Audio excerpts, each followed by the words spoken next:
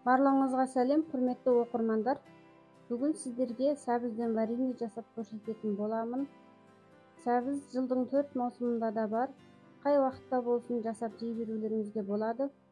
Видеоны соңына дейін қарап, ұнаса лайк басып, каналыма жазылып, қоңыраушаны басып қойыңыздар.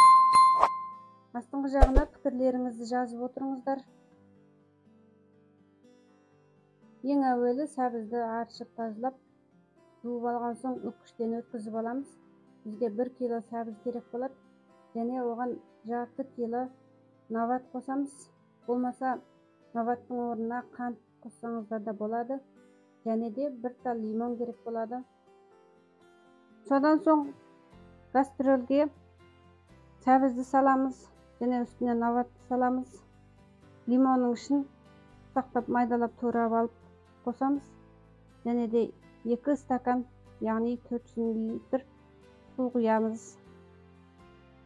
Газге қойып, ең төменгі отта 40 минуттай қайнатып аламыз.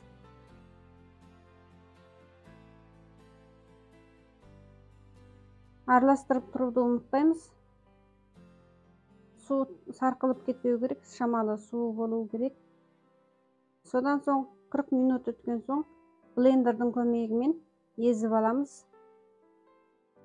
Достар, көріп отырған болсаңыздар, мені жоғалтып қоймас үшін маған міндетті түрде тіркеліп қойыңыздар.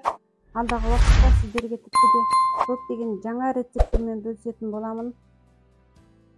Барлығын толықтай езіп шыққан соң, қайтадан газге қойып, ең төменгі отта жарты сағат қайнатып аламыз. Бетіне шыққан көбіктерін тазартып отырамыз. Менің каналымда тағы өзіміздің ұлттық асымыз құрттан жасалған варенье бар. Яғни құрт вареньесі немесе сусын деуге де болады, құрттан жасалған. Ссылкасын описанияға қалдыратын боламын. Вареньеміз қайнап, қоюланып шықты.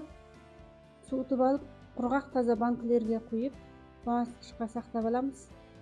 1 аптада 10 күнге дейін сақтауға болады. Жылдың қай мезгілінде болсын жасап жей бересіздер. Ас болсын, сау болыңыздар.